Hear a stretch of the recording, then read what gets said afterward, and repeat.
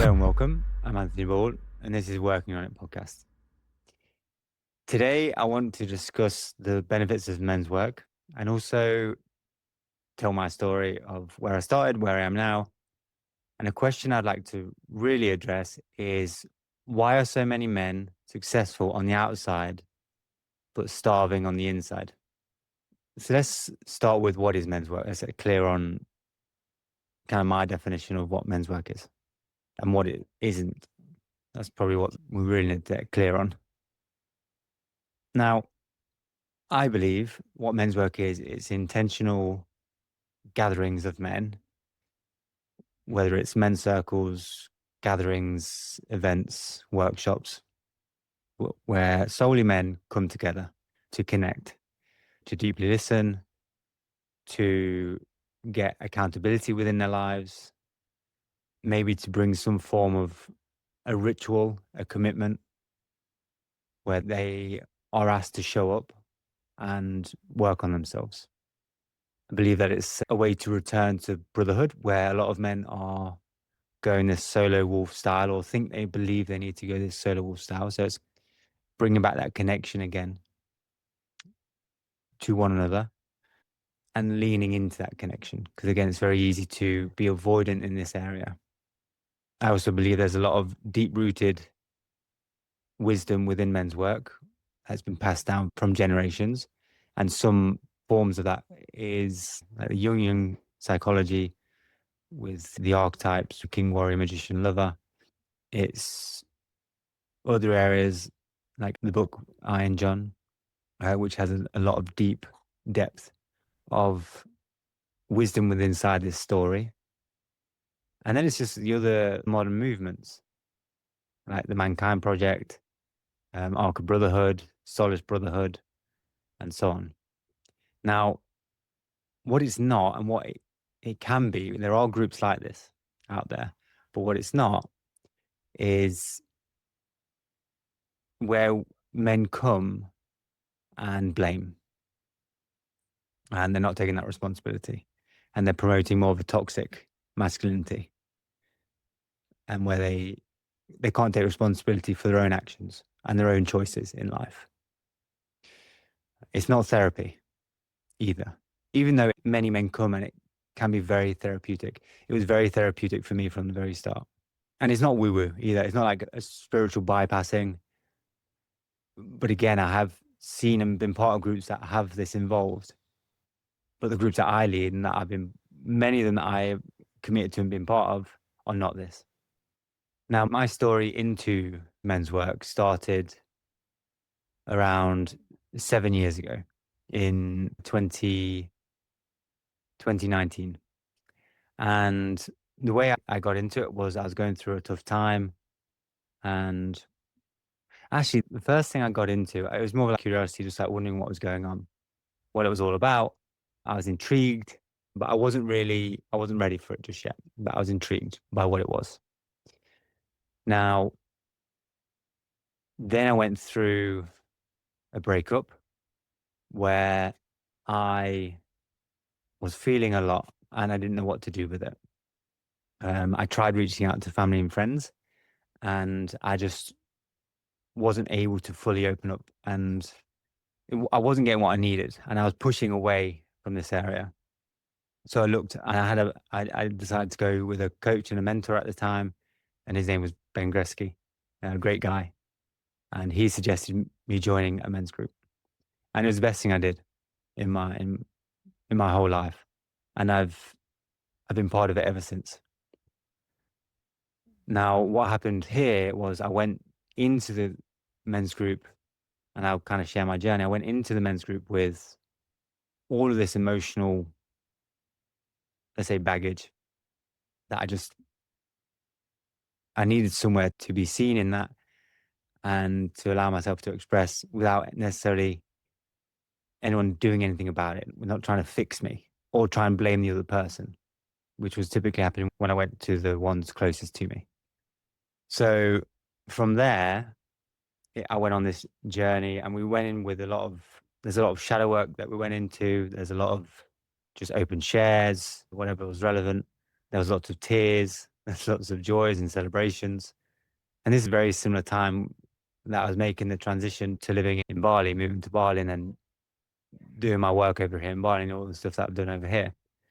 So there's a lot of internal shifts for me, moving to a new country, the ungroundedness. And what the men's group gave me was that stability and connection that I needed in this moment where I could feel grounded so that I can move forward in my life and make good decisions from a centered place rather than an emotional, reactive place. And then as I went through that journey, I then started to feel the call to step more into leadership and want to step more into mentoring, step more into leading men's groups. And that's what I did. So I started my in person squad, and then I've started my online squads. And I've also helped other men to start their squads now under the Solace Brotherhood brand, which I'm so fulfilled by. Financially, it's not the most abundant thing, but internally, I feel so alive and content with what I'm doing and fulfilled with what I'm doing because I can see that it's beneficial. And the information I'm getting back aligns with this as well. Now, what I see is men struggling. And again, men will come and they'll come quite successful in their exterior world. Not all the time. Sometimes they're really struggling with their finances, their relationships, their health, or their kind of purpose. Right. But many men come and they have been very successful in their business and what they've created. But something internally is screaming, something's wrong here. And usually those men they're disconnected from their families, from their partners, from their friends. They are going through depressive state. Maybe they have the addictive habits, and the addictive habits could be the smoking, the alcohol, which are the most common ones. Could be some other form of drug, but it could also be scrolling on the phone and that form of addiction, or playing video games, or eating junk food, the unhealthy habits that isn't helping us to step into life and step into our edge. And that's what I see as the biggest struggle because there's a lot of internal conflict within that man. And that man has probably been focused on the external for that validation of what is actually missing from inside. And, some hard facts show this. You just have to look at the suicide rate within men, which is 3 to 4 times higher than in women. 1 in 5 men say they don't have any close friends. We hear a lot of the culture from the toxic side of things is man up, don't cry, be a rock. But also on the other side of that, maybe we're a bit too soft of like, let things flow, it's okay. And they allow that more feminine energy to spread into men. In my opinion, there needs to be a balance from both. Like, there's times where we need to be tough and there's times where we need to be soft. But to be stuck in one of those is going to bring a toxic trait. And we need to find a balance and a healthy way to express it and communicate that with support, with fire, with directness. So what changes when we step into men's work? What are the shifts that we can go through? And I'll give examples of what I go through and what other men have gone through as well. One of the main one is the emotional security and emotional safety that we can feel when we're connected with men. Because a lot of men that come express how they're very commonly, they have more friends that are female. That's a very common thing that happens. So when they come to men, it's about healing that wound, that masculine wound, and it could be heavily linked to the fatherhood wound as well. Right? So, but it starts to bring that emotional safety and security because when we come here, let's say the men's circles that I run, it has that structure, a solid structure, but it allows that flow to happen and that openness to happen within the men, and that helps to bring that and build that emotional safety within each man. And this from here we're able to communicate at a much better depth. We're able to understand our emotions better. Like if you're not someone who understands their emotion, something very useful to use is an emotion wheel. An emotional wheel has the core emotions in the middle and then all these other ones on the outside, and they link to the central ones. And it's a very useful tool, especially for the men that are disconnected from their emotions and don't know how to express their emotions. So I would heavily suggest you can just download it from the internet, and it's a very beneficial one that many men find useful. Also within these circles, one where we lean into sharing our judgments, we lean into saying what they are, so they're not running around in the shadows, because our shadows are so important to express. A lot of men believe that they can't express them, that these thoughts aren't valid. And this could be thoughts around other men, women, certain behaviors that they have. Maybe there's like an addiction of some form that they have, whether it's a sex addiction or a drug addiction or social media or porn, anything it might be, but it's about just sharing those shadows. And then it's also about sharing our judgments towards other people and just allowing space to be there, because we know the judgments necessarily aren't healthy, aren't useful, but we need also a space just to voice it in a safe container where men can hold it without that reaction of like, I get it. And it brings that lightness when we allow these shadows to come out and we have a space where we can just voice it without that judgment. Even though there will be judgments within these groups, we work through it in a healthy way. And it's kind of like a training ground of these judgments, of these emotions, of these shadow works, where we're coming together as men, we're learning, so that when we go out into the real world, we can use these tools to improve our lives, improve our relationship, improve our finances, improve our health, improve or not improve, just step into our purpose. And one other thing that really helps me is I've started to do it more. I didn't necessarily do it at the start. At the start of my journey, I was more using it to just offload and to have that space to just essentially emotionally dump. But the natural transition that I believe many men do this, some men need a bit of a push to do this, but they first come from a self-centered, selfish point of view. When they've got that safety and that security, they then need to step into a space where they are giving back to men, giving back to the community, whatever it might be, but an act of giving back. Because a lot of men are very self-centered. They want to take. But in my men's groups, we might come from that selfish, but I want to get you into that place where we step into that leadership role and we step into giving back to community, and we're stepping into that more kingly role where we're taking care of our kingdom. That's the essence that we want to get to. And we use the men's group as more of like a council of like, okay, I'm going through this situation right now, a challenge. What do you believe is the best steps here? Because I'm a bit confused. And maybe it's a repetitive situation that keeps happening and I want to improve it. So I use the men's groups, the brothers, as a council to get some feedback, and because I trust them and I trust that they can actually hear what I'm saying, and they've heard all my stories, that they will call me out as well if they notice this is something you shared a long time ago and you shared about this, like what's going on there, so they'll keep me in check as well if they feel like I'm overstepping certain marks. And that's what I love. And I can't recommend enough like how much benefit it's given me in my life, in literally all the fundamentals of my life has been made solid because of men's work. And this kind of links into accountability. It's such an important aspect for men, such an important aspect. And the accountability could be, okay, we do an open share and it's around connection with our partners, connection with our wives and so on. And maybe we're distant, and for me, a common one I go through, especially when I'm stressed, is I become very avoidant. I don't want physical touch. If my wife touches me, I get pissed off and I get frustrated. I'm like, don't do that, which isn't a healthy approach. But that is my natural state when I'm stressed.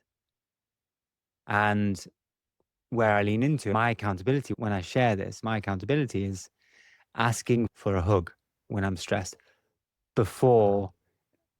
Actually, I'll share an interesting insight after this. Asking for a hug while I'm in that stress state, leaning into that. And also, I asked my partner, Alicia, to please give me more hugs, especially when she sees me stressed. And I communicate. Well, I communicated just recently, like, when you do touch me, I do get pissed off because I think you're just trying to wind me up. And part of it was doing that. But I asked her, like, my my inner child more needs a hug and that safety. And then we can play. And she was very open and responsive. And she actually really appreciated that. And since I've expressed that, she's been doing it and it's helped our relationship and me to open up a lot more. And that safety is being created within the relationship. Now, a reflection I had within this area is what was going on for me. Because when I'm on, and many people will notice this, that when they're on social media, and I've heard this from many people, is that they all see the opposite of what they're actually getting. For example, or not necessarily opposite, but what maybe they crave from their partner. And it'll be a lot of things of like women being, or yeah, women being more, or wives or partners being more gentle and softer and more kind and open to their partner. And in my mind, when I see it on social media, I'm thinking my partner should know this. So why is she not doing it? And then I get in this loop of like, I get pissed off that she's not doing it rather than me seeing that information thinking, do you know what? I would love that. And then communicating that to my wife. And that was a big insight that I noticed that I was going in within my mind. Like I'd see something on social media, get pissed off that my wife is not doing it. And I haven't asked for it, which is just a joke. Right. So that was a huge one for me. So now like I'm becoming more aware of it. So instead of it being a subconscious thing, it's now a conscious act of mine that I am able to change. And coming back just to solidify the accountability, which is where this story started, was that accountability again is so important. So it could be a 1 week open share accountability, or it could be a longer term accountability that you're setting towards the men in your group and saying, look, I want to, I'm struggling in my relationship. So for the next 3 months, I am committing to improving my relationship. And I'm going to improve my relationship by attending workshops for connection, workshops for love, workshops for sex, workshops for communication by myself and also with my partner. That could be an accountability. Another accountability could be someone who's maybe struggling in finances and they might need to bring that sustainability within there. So they need to build that foundation within finance. So it's like, okay, over the next 3 months, what I'm committing to is getting a stable income. No matter what it is, I'm going to get that sustainable income because that's what I need for that security. And then I'll build on that sustainable income to step more into my purpose. Maybe that stable income is from the purpose. Maybe it's not. But if you're struggling in finances, you need to just get shit done. And you need to put in the grind to make yourself sustainable within that area because that is the world that we live in. And many men think, I see many men go through this where they need the finances. They come to the group and their accountability is to improve their finances. And then I ask them what their longer term goal is and it's around relationship. And I'm just like, what are you doing? Like your accountability is finances. So you need to improve that. Really recognizing, and this is where we as men come together and help each other level up with love, but with directness and with fire to help each other reach our full potential. Now, another area that men's work really helps with is a father wound. It's such a huge area within men's lives that they're probably not aware of. Many men are not aware of this. And they might put their father on a pedestal, or they might just be avoidant of it and think, oh, he did, it was good. Whereas deep down, like we as men were wanting more time with our father. We wanted more connection with our father. We wanted more affection and love from our father. We wanted more play from our father. Right. So these areas and these things get healed through men's work. One, because we're healing the masculine and we're coming together as men. Now, men might get that from another, like they might project that father wound or connection with another man in the group, or typically to the leader of the group, or it might go through in different areas of the group. But these areas are being healed through, especially if the man is able to communicate it and is aware of what's going on. But it's a huge area that gets developed and healed within men's groups. And this can be done through, again, just expressing it, but it can also be done through doing a father's share, talking about your father's story, his story, and also how his relationship was with you growing up. That's one. And just getting questions and reflections and hearing other men's stories about fathers as well. Because what we hear commonly is that there's a lot of resemblance within each man's story. There might be certain external things that are different, but the internal stuff is very, very similar. And that's where we learn that we're not alone in this and there's connection. And that brings a sense of warmth and safety. We can also start to improve our relationships. We become better men in our friendships. We start to show up more. We know how to hold space better for our partners, again, for our friends. We start to take leadership with our parents. Now, what I see a lot of men going through is that they expect their parents to be the one leading. But there is a transition where we need to step into that leadership role within that parent dynamic.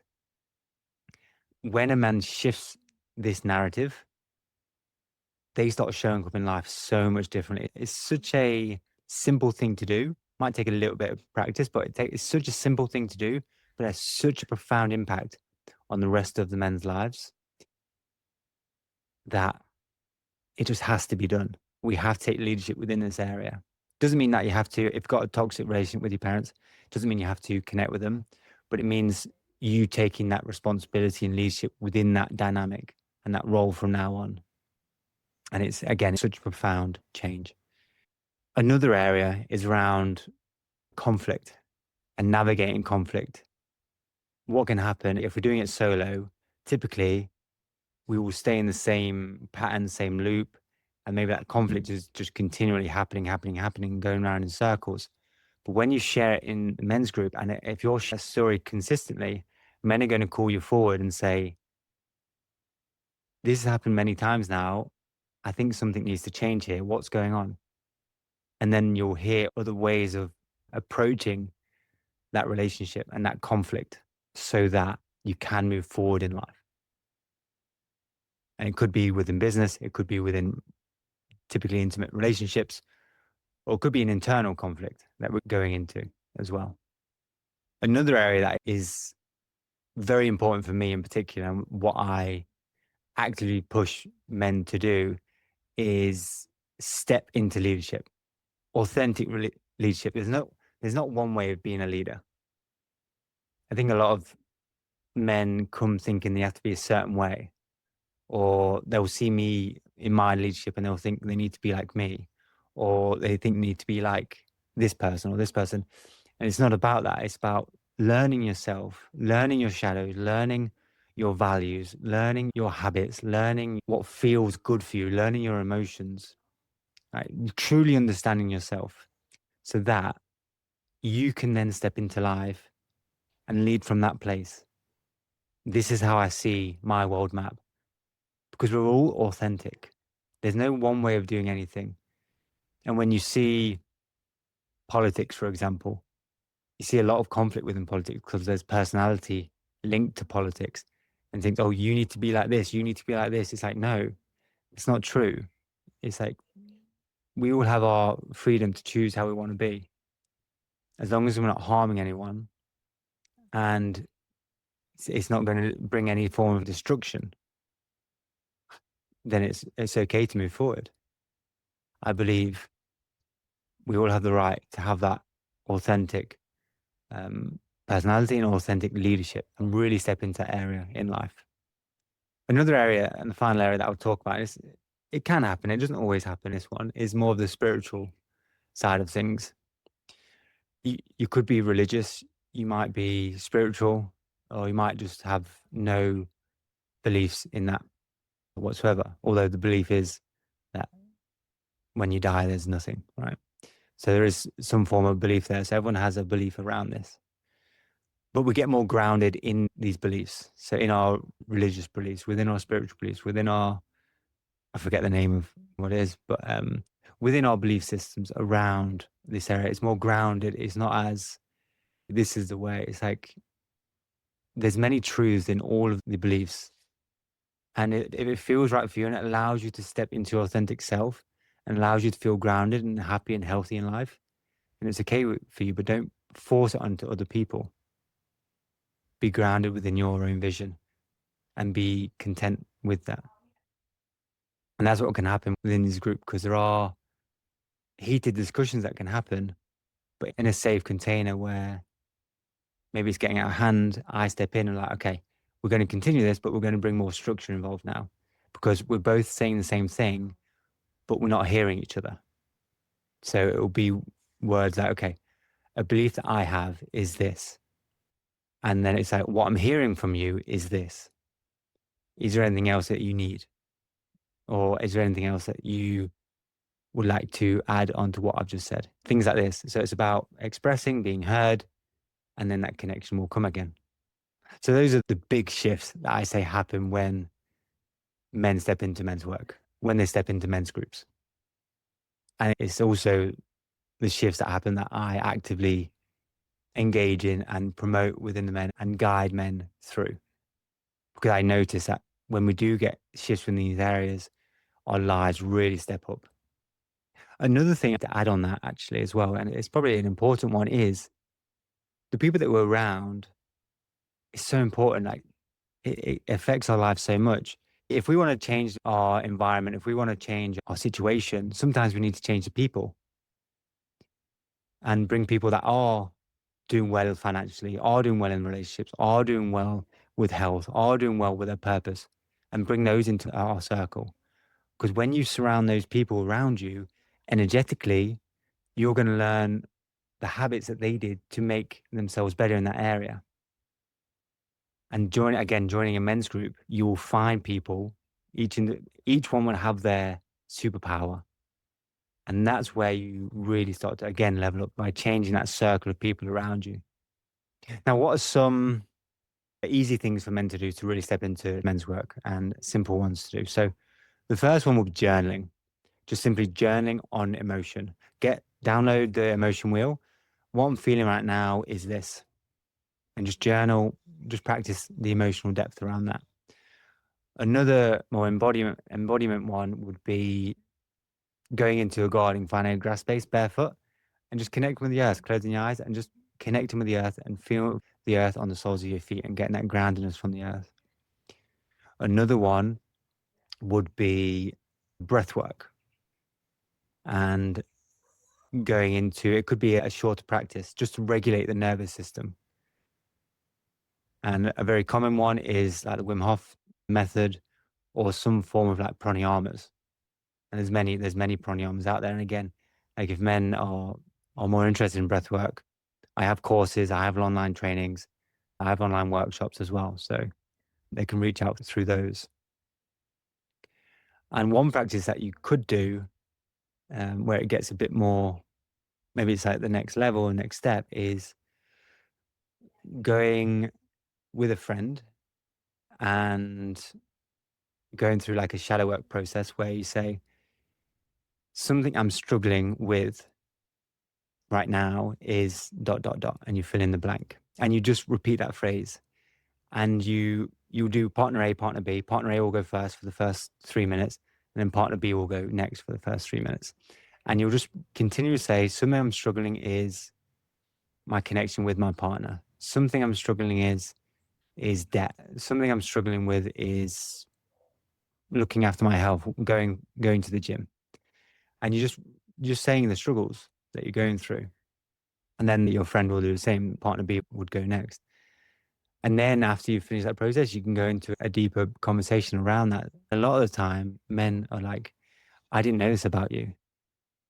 And it's great to hear that. And it can bring in that deeper connection within our friendships. And it's a great one. Another one that is a potential that you could do is writing a death letter to your father. And this is basically a letter where you express everything that you want to say, everything that needs to be said. You don't necessarily have to give it to the father, although some men have done this and it has brought a deeper connection as long as it's not in like, you did this, you did it, like pointing the finger. It's in a more healthy, communicative way. It can bring very deep connection. But other men also just go along the lines of their own ritual around it. So they're writing it, they read it out loud, maybe to the men's group or to themselves in the mirror, and then they'll burn it in the fire or some form of ritual around that. But it's a very great practice to do. Now, to finish up here, what I want to talk about probably like the skepticism that goes into men's groups. A lot of men that I speak to think it's like a whining session, just like complaining, venting. And although from time to time that happens, it's not the consistent thing.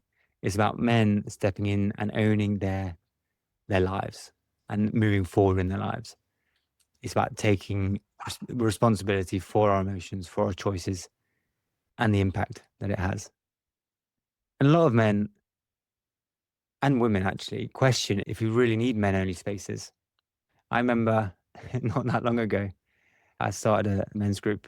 I'm not going to say specific, but I started a men's group and the studio was promoting it in a group. And a couple of people started calling the group anti-feminism, I think there's some form of like racist in there, sexism in there. They called it very toxic. And this was just by the name.